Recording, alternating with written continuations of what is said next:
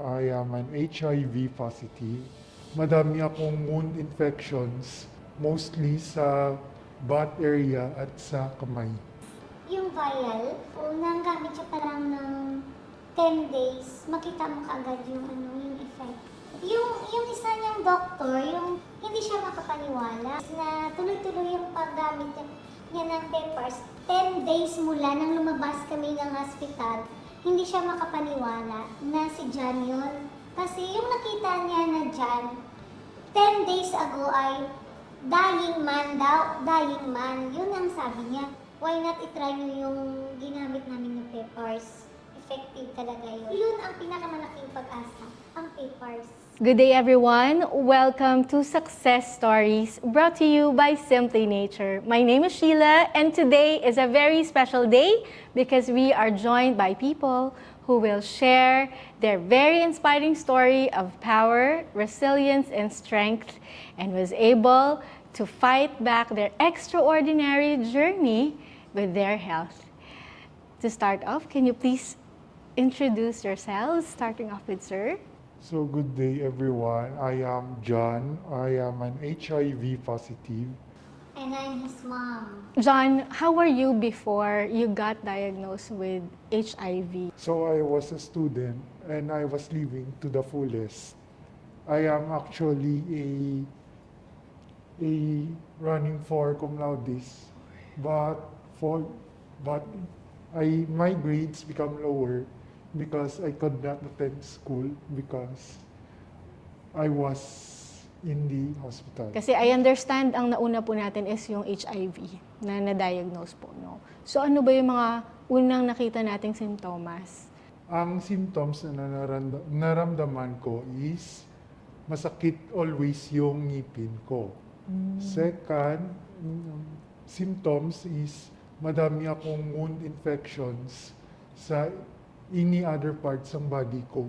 Mostly sa butt area at sa kamay. Pero sabi niya, yung sugat niya lang sa kamay, hindi niya sinabi yung sa kanyang butt. Pero ako kasi yung naglalaba ng mga damit, nakita ko yung parang may mancha sa kanyang mga underwears. Tapos napansin ng papa niya na hindi normal yung paglakad niya at saka pag-upo niya.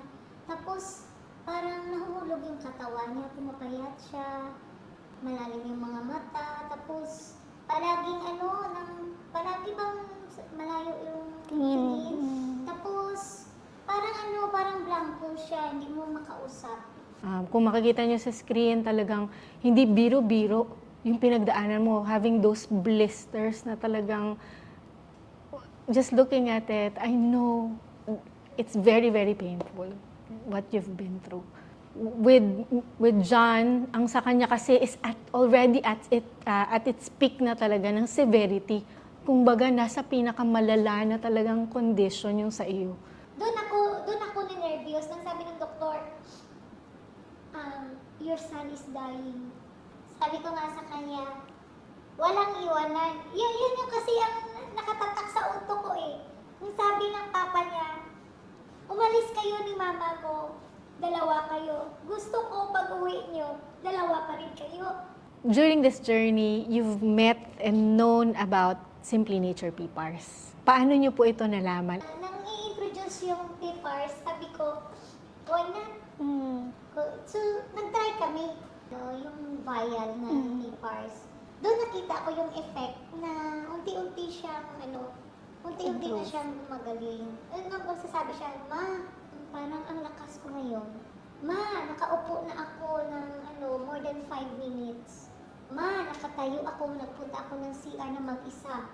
Doon ako nakakita ng hope na, peppers, thank you. Binigyan mo ng pangalawang life yung anak ko. Ano po yung dosage na ginamit po ni John na Simply Nature PPARS? Yung vial, unang gamit siya pa lang ng 10 days, makita mo kaagad yung effect.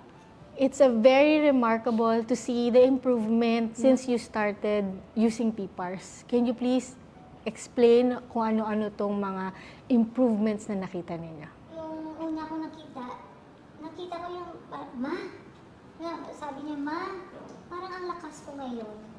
Ma, gusto kong kumain ng ganito. Ma, nakaupo ako ng ng matagal. Doon, nakita ko talaga na may improvement siya. Sabi ko, gagaling ka, gagaling ka. Pinakamagandang resulta ng ng PPARS, hindi pa kami umabot ng 10 days.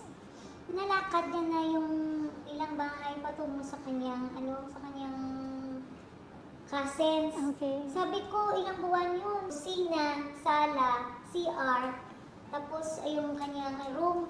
Ngayon, sa unang pagkakataon, mula nang lumabas siya ng hospital, ngayon lang siya nakalakad ng ganun kalayo. Hindi niya naramdaman yung hapo, hindi niya naramdaman yung pagod. Yung makikita mo sa mukha niya, ang saya niya. We are very happy for you as well. From the person na lagi nakahiga, tapos naka-wheelchair palagi for many months, no? At the same time, yun pang hingal mo na konting lakad lang, nakalayo ka ng lakad, achievement. How did your healthcare team, yung mga doctors mo sa ospital, how did they react when they see your improvements with Simply Nature PPAR? Yung isa niyang doktor, yung hindi siya makapaniwala. After 10 days after 10 days na tuloy-tuloy yung paggamit niya ng PPARS, 10 days mula nang lumabas kami ng hospital, hindi siya makapaniwala na si John yun. Kasi yung nakita niya na John, 10 days ago ay dying man daw, dying man. Yun ang sabi niya. Hindi siya makapaniwala kasi yung ibang kabatch niya, still naka-wheelchair, still nasa stretcher, tapos still nakahiga. Siya nakatayo, nakatayo sa harap niya, nakalakad mag-isa, walang wheelchair. Sa mga na-diagnose na HIV, there is always hope. And don't give up. May bukas pa. Why not itry nyo yung ginamit namin ng PPARS? Effective talaga yun. At so yun ang pinakamalaking pag-asa, ang PPARS. So para sa mga HIV positive na pareho sa akin, please guys, don't give up. Move on lang sa life niyo at never commit suicide. That would be all. Thank you. That is very heartfelt, very encouraging, and I'm sure, no, lalo na dun sa mga patients out there who are also suffering not only with the diagnosis of HIV but also with depression and anxiety, no? Please don't give up, as mentioned by Mommy and of course by John. So maraming salamat po muli, sir, and for sharing your extraordinary, amazing, and inspiring journey overcoming HIV. Maraming salamat po, Mommy and John.